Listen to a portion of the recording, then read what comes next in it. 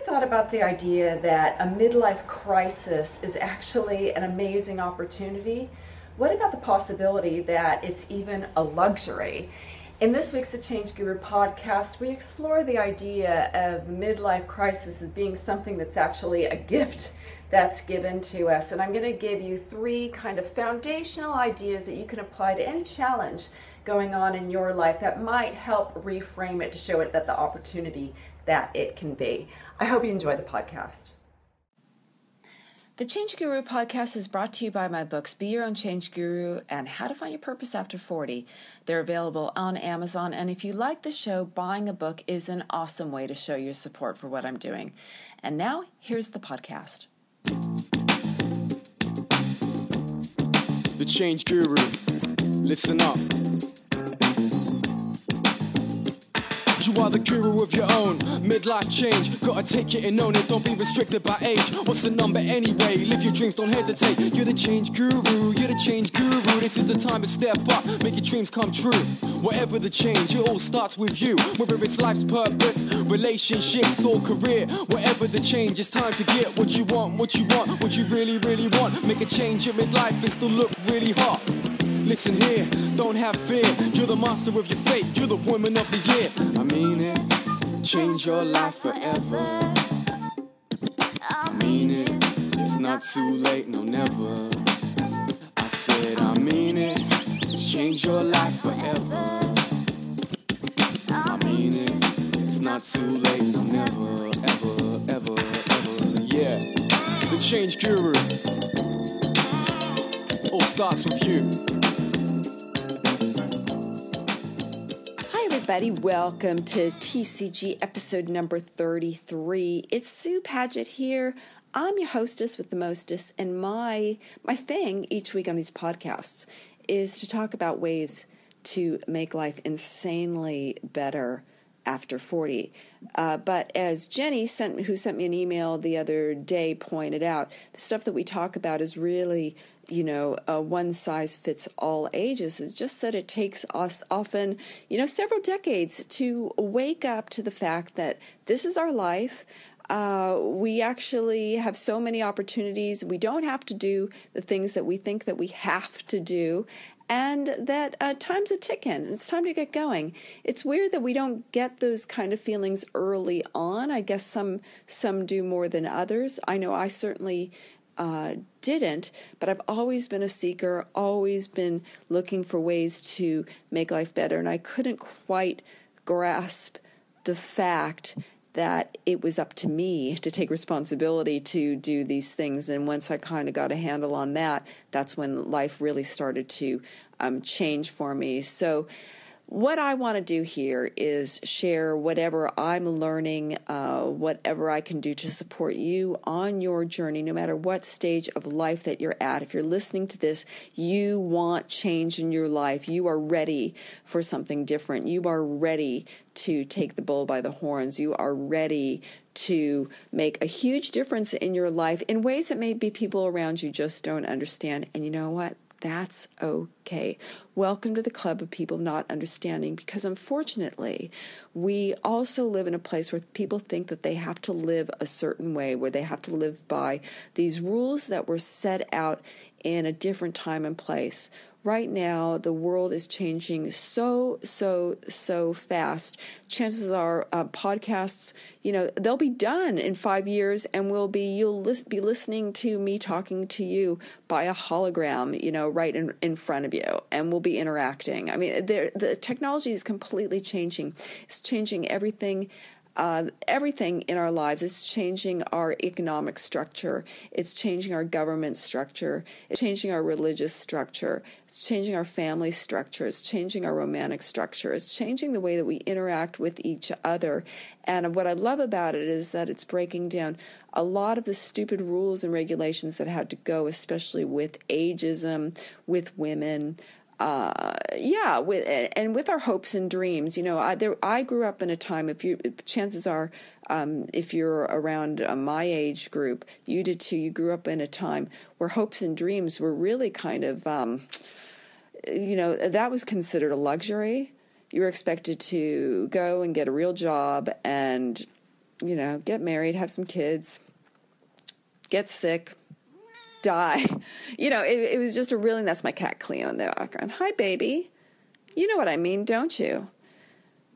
So we were all brought up in this time where we were supposed to do things by a certain way. And what I love about technology now is bringing us all together and showing, no, there's a lot of ways to do things. We don't have to let the limitations of the old world get in our way. And you know what? If you're going to let the limitations of the old world get in your way, you're going to get left behind with that attitude. It's just going to be tough for you. So if you're listening to me going, I don't know what she's talking about, I guess you have two choices. You can either, stop listening, or you can just think, you know what, I'm going to give this a go and try to open my mind to this new reality where we don't have to think that life is over at a certain age, where we can really try new things, start our careers over, start new relationships over, not only with others, but with ourselves. We can choose to say, I'm not going to have this shit relationship with myself anymore. Now is the time where I'm going to start treating myself better and hold myself in higher regard and be my own soulmate. All of these kind of things are new ways of looking at the world. They're ways we weren't raised with. They're ways that people, if we mention them, if people would have told us when we were growing up that things don't have to be a traditional way, we probably would have thought they were crazy. But here we are. Knowing that, no, we're not crazy. It's just moving with the time where there are endless possibilities, and that's what life is about right now. Now, before Cleo and I get started, let me just do a little bit of business. First of all, I want to thank. I've seen some rating on my iTunes.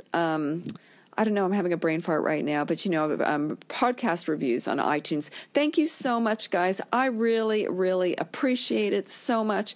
Those really help me. So if you haven't written a honest review on iTunes, I would love it. What I really want to do for these podcasts is be able to attract advertisers that with products that I really love, that we can also pass on savings to you. That is a way that is going to support the podcast. And the only way that I can do it is by showing through my iTunes, showing the reviews that I get. So I'm not quite there yet. I really need your help to do it. That's an awesome way to support the show. Review on iTunes. And yes, by all means, please read my book, Be Your Own Change Guru, The Ultimate Women's Guide for Thriving at Midlife, and How to Find Your Purpose After 40, The Secret to Unlocking Your Unique Gift to the World. I'm going to be doing an upcoming podcast where I read a chapter from that book. Last episode, there's a chapter from Be Your Own Change Guru. I got great feedback from, I think your name is John. Lovely John, Janne. Let me know if I don't pronounce it right. But she mentioned that I need to slow down a bit during my read. And I really appreciate that because I'm going to produce myself in the audio version of the books. And I'm using the podcast to just put out there what I'm doing and to practice a little bit and to get your feedback on it. So I'm going to take it a bit slower. Great advice. Also, come over to my Facebook community. I'm over at thechangeguru.net on Facebook. What else? Oh, there's so many other things. You know how to support the show, and I really appreciate if you do it. And if you don't do it, I don't care. I really appreciate you listening as well. Okay, well, look, I want to share a couple things that some realizations that I had being in some different countries that made me really think about what's going on for us at midlife. Some of you who are on my Facebook page might know that I was recently in Thailand and Nepal. I've been to Thailand many times. I think I've been to Thailand about 10 times. And I think part of that is because it's very close to Australia. Well, it's not that close. It's a 9-hour flight. But it's all relative when you live in Australia and you live far from everything. I really love the culture. I love the people. I have fun trying to work with that tonal language. It's very challenging. Swati pi mai ka. I think that means Happy New Year. What else? I love the food. I love the climate. And I love the way that there's also little bits of spirituality all over the place. Like when you stay at a hotel, there is always a little Buddhist shrine with every hotel. Doesn't matter what hotel it is. And a lot of the staff will always go and give it little offerings, like a little cups of water, or cups of tea, or soda, or bananas, coconuts, little figurines. So, and you'll smell the incense. And same thing in Nepal, like even in places that are pretty rough, it always smells really good. It smells good in Nepal. It smells like incense all the time. It's really beautiful. And I like that these countries have their spirituality out there. It's not a big deal. It's not in your face. It doesn't feel exclusive. It feels like, it's something for everyone. There's no way you can walk by looking at a woman who is just doing, I think it's called a way. It's almost like a namaste, like a little way at a Buddhist shrine on her way to work. There's no way you can walk. There's no way that you can walk past a person being devotional in a very quiet, matter-of-fact, non-extreme way and not be moved by it. And how many times do we see that in our real life? I mean, unless you are walking by a church and there's some church bells going, usually church is all inside, so it's not, you see the big building, you might see people walking in and out, but you're not like in there with the organ and the stained glass and, just the feeling of it all. It doesn't matter what religion you are. But here, religion, spirit, it's not even religion, it's like spirituality is really out there, and you feel it. And when you feel that spirituality, it actually kind of slows you down, just makes you a little bit mindful that what we're doing here on earth doesn't have to be, it's a combination of sacred, and then a lot of the stuff that we do is not important at all. And I really found that when I was over. It was, I had to do a little bit of work, but I cleared my plate so I could just really enjoy as much as I could with Dale. And I realize when I'm there, it's just like, as far as the subject of midlife goes, you go to a different part of the world and you see that our concerns about midlife are actually an incredible luxury.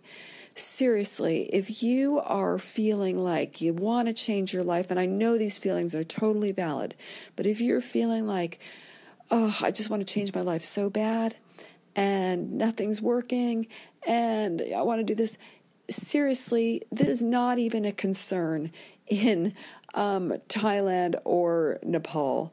The midlife is like, a midlife crisis is almost such a made-up reality when you're over there. You don't get any hint. And I'm sure that from a tourist point of view, I'm only going to see a certain side of things. But for one thing, you see, the majority of people there don't have the economic luxury to be thinking of really much more than getting through the day, than providing for their family. And that's just generally speaking for one level of society, but it's the level of society that is predominant. And you also notice that older women have a very substantial place in both of these, both Thai culture and Nepalese culture. For example, in Thailand, it's the older women who are the absolute ball busters of small business there. In every restaurant, it's a grandma type that is behind the cash register while everyone is running around like a chicken without a head, serving and stuff like that. She's the one collecting the cash. She's the one that's looking after, what's this server doing? What's this cook doing? She is the boss lady of the enterprise. You see women on the street. And what I like, too, is it's women using some of their for many of these women who might not be educated, they're using their home skills. So you'll see women on the street who are sewers. You'll see women on the street with their stands making their food. So I really like that it's this kind of expressions of femininity or traditional socialized femininity that could be just relegated to just be doing at home, but it's stuff that it has monetary value. I just love that so much. And I never ever get the feeling when I don't really get it in our Western countries, only through the media pretty much, but I never get the country that I'm out of place as a woman in my 50s there. I always feel fully engaged. I always feel absolutely respected.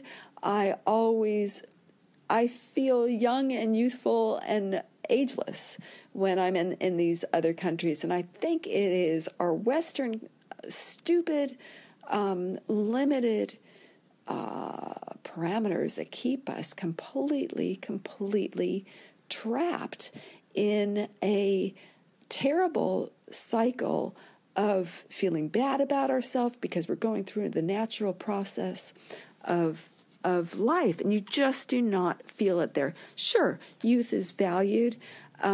Sure, beauty is valued. Sure, service things are valued. But the women in these countries have a dignity about them. They don't look like they have fear. They don't smell of fear. They look like they care. And I think maybe what happens is we are so bombarded by the media in such weird ways. And let me just backtrack. Another thing that people have there that I feel like is you just really feel the lack of it of what we have here. You feel the lack of it so much there, is the real lack of family support system in our Western world. I went to Thai dentist there. This is another podcast I'll have to talk about down the track for something I'm going through with my mouth. You'll never believe it, but it's all fine. Everything's all fixed and fine. But my dentist, who is she's 45 and she's got a couple really young kids, super small kids. But she was telling me she lives with her parents, or her parents live with her. I think her in-laws also live with her and her husband and kids as well. So they live in a house together with the family. So the parents watch the kids. And I asked her, so, what happens if your parents get Alzheimer's or need a nursing home? And they don't do nursing homes there. It's very, very rare. As she said, you actually would look down on a family that would put their parent in a nursing home. And it just shows you that even in our closest families, and I've got a very close family, but I also at the same time don't expect it. I mean, from my kids' point of view, I don't expect my kids to be looking after Dale and myself when we're older. That's just not something that comes into my consciousness. Maybe if it happened because we really all love each other so much and we want it to happen, great. But I don't have that kind of expectation that a lot of our parents kind of expect their kids to be taking care of them. I don't have that feeling for my kids. It's not I guess I look at it as this is my life. My life is my responsibility. And I don't expect to be a burden to my kids in that way unless it's like a mutually agreed upon situation. But in these cultures, it is part of the deal. And in Nepal, we went, had dinner at a friend's home. And sure enough, his sister lived there. There were so many family members there. And it's just the family support system is so huge. So it's bigger than the void that we fill in the Western world with magazines and television and so much internet of filling ourselves with the concept of the kind of Kim Kardashian nation of society where everyone has to have, the best bag and have their face look a certain way. And, if you're a certain age, we're just so bombarded in a really sneaky little way of media that it actually feels like it's a real thing. And you get over to these other countries and you're like, shit, it's not a real thing. A real thing here is getting through the day, eating, being with your family, having a spirituality throughout the day, and that's what life is. And I always get this; it never fails. Every single time I go to, whether it's Thailand or India or whatever, it's my first time in Nepal, but you always get this feeling like, man, we are really lacking some very basic tenets in our time back home. So that was super cool to get that reality check. And also, again, just like last year when I was in the Middle East and I was seeing how so many people were displaced, so many Syrians are displaced coming into Lebanon and Jordan, and and they don't care about being in menopause or not. They're just trying to get through life. So, ladies and gentlemen, we really have a huge opportunity if you are ready to change your life in your 40s, or 50s or 60s, 70s, as long as you're alive, as long as you can think. We have huge opportunities for us if you're living kind of in my neck of the woods to even be thinking about this subject, to even have the luxury of listening to this podcast. The future is completely open for us. So I want you to just think during the rest of this podcast, what is it? What is the step that you really want to take in your life right now? What is it? What's the direction? Is it something in yourself, in self-improvement? Is it something in your relationship? Is it something in your career? Are you ready to start a new career? Are you tired of doing what you've been doing for many years and realizing that it's never going to get satisfying? It's never going to bring you what you're looking for. Are you ready to take those first little steps? And what little step can you take that your sister over in Thailand or Nepal doesn't even think about taking? Because it's just, it's kind of not an option. So I like you, and also because there is a level of satisfaction.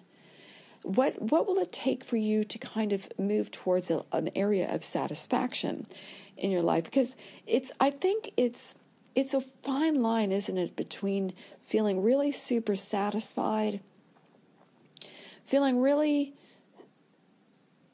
being satisfied with the core elements of life. So being satisfied in your family life, in your foundational structure of the people in your life, and to be satisfied with your spirituality, and to be satisfied with just moving through your day. But the thing is that if we don't have the family stuff in our life, if we don't have the strong family and community structure, if we don't have a strong spiritual practice, which most of us don't. I've had to practically reinvent my spiritual structure. I've said many times I don't have any particular religion. I just know that I need to be thankful. I know that I need to look at nature and go, whoa, how was this all created? I know that I have to maintain a belief that there's got to be something, there's got to be some magic here. There's got to be some type of higher intelligence that moves through this. And I think that if we're not satisfied, I think it's really awesome to go back to, you can keep on searching, scrambling, grasping for everything. But if those core elements of community, family, friends, a spiritual practice that gives you some type of faith in your purpose on this planet, gives you some type of understanding that we are all connected. We're all like little pearls on a necklace. We're all like little links on a chain. If you don't have those feelings, I think let's just put it this way. If you want to change your life, those are the places to look first. It's very much Dorothy in Kansas business of going back to where you originally started and look at where those are at. Because if we're a society that doesn't value family anymore or value, and I'm not saying family as in normal traditional family, I'm saying the new modern family of choosing your family, choosing who you want to be in your core things. So I'm not talking about dysfunctional family and hanging with that, even though it completely brings you down and crosses boundaries.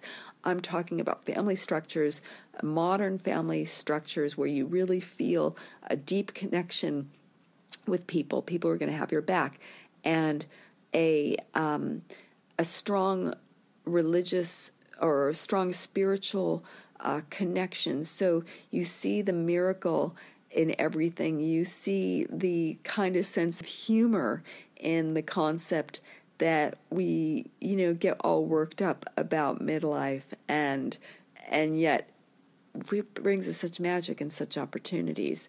So I think those two elements right there, that's your starting point. Look at those where those are first, and if they are feeling on the light side, what can you do to improve them more? Well, we've spoken about the concept of gratitude, and this week's my video for this week, I shared how my yoga practice and how my sitting practice really have helped me maintain kind of a sense of calm in chaotic situations. And that's a really good way to start, of literally just sitting with yourself for just a few minutes every day and just checking in. And not only checking in, but just, thinking about whatever is going on in my life right now. It's okay. I'm trusting.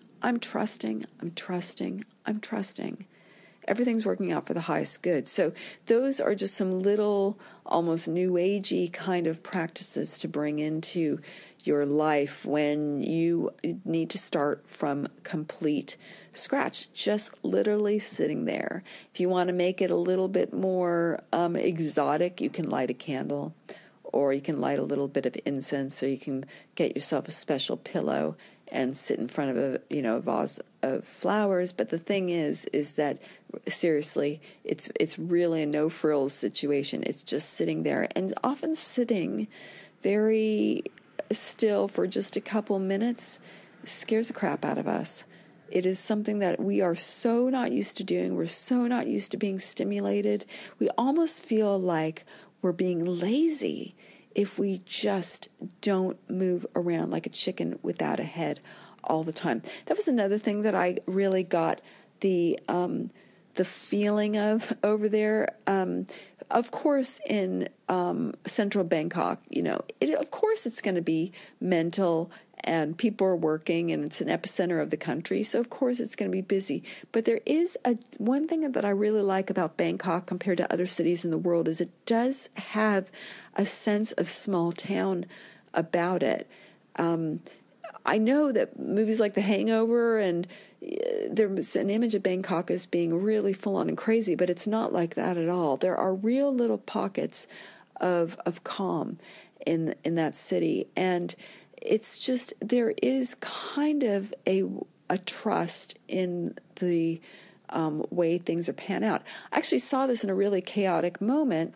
Dale and I were having just a meal in a little restaurant during the day, and the weather was getting worse and worse. Like, there was a storm. It was almost, the atmosphere was pregnant. Like, it was going to explode with rain babies any moment. It was just getting darker and darker. Of course, I didn't bring my umbrella that I usually bring. We had no shelter, and getting back to our hotel or getting back to anywhere, we were going to be completely exposed. It starts raining. And then it starts pouring. And they have no drainage in this city. So probably in the country, there's no drainage. So it just starts flooding. And you don't want to know what comes into a restaurant. I reckon this is worldwide phenomenon. You don't want to know what crawls into a restaurant when the floodwaters are starting to gather around. It's not pretty. It doesn't make you hungry. So the tourists in this restaurant, including Dale and I, were like looking for windows of opportunity. How are we going to get out of here? I mean, we're going to have to be knee deep in gross water to get back to wherever we had to go. We were going to get absolutely freaking soaked. And, we just didn't. We're just kind of like in a bit of a pickle. And all the other tourists, there were probably like 3 or 4 other tourists in there. And you could tell we were all like getting a little bit on the, okay, how is this going to work side? But the locals were just kind of like, whatever, they were still cooking. They were still making it work.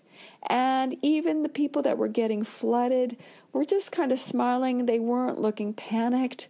They were just kind of dealing with it because obviously it's something that happens. And they know that it's going to be okay. It's not the end of the world. But there was a definite feeling of humor in the experience. And I love that feeling that you can't control nature. We can't control if we're going through menopause. It's a natural, do you like that segue? It's a natural experience for us. But if we can be a little bit less heavy about it and if we can be lighter about it, and I think, again, it's those things of having a community.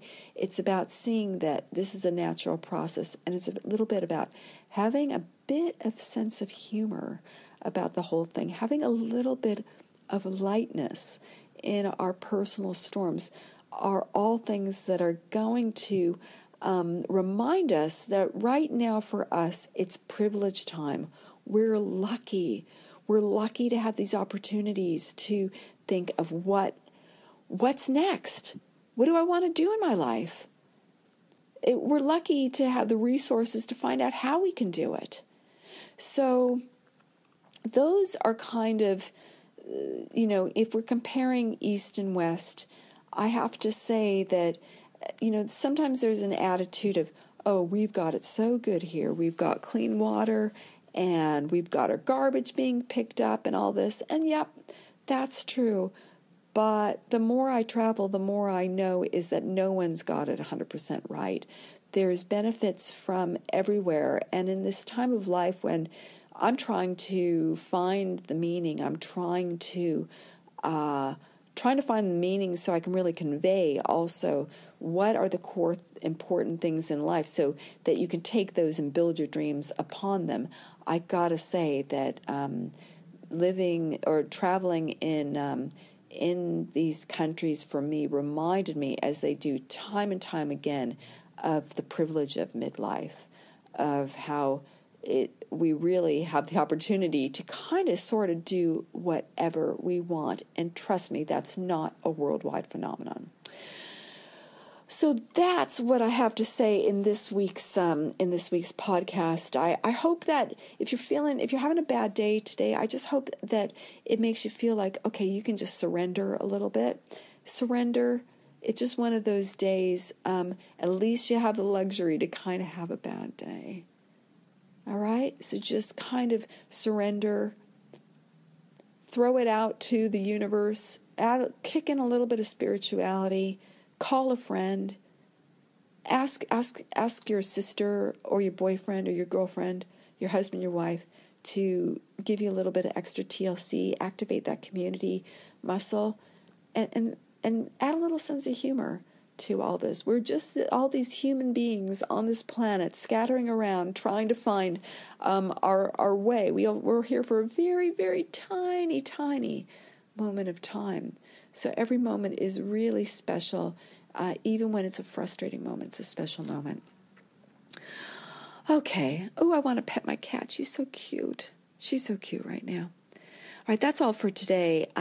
If you like the podcast, go over to iTunes, give me an honest review. I'd really appreciate that. You can also come over to my Facebook page. It's facebook.com/thechangeguru.net. And if you want some of these kind of words of wisdom that kind of shake you up and also give you a bit of a reality check and also give you really clear ways of moving forward in your life, get on my newsletter. If you go over to thechangeguru.net, you see a little opt-in form. Fill in your details. I send a newsletter out every 7 to 10 days, and I guarantee you will love it. All right, my friend, thank you so much for listening. I really appreciate it. Wishing you an awesome day wherever you are. Let me give you a big kiss. Mwah. Thanks so much for listening, and I'll talk to you next time. Bye for now.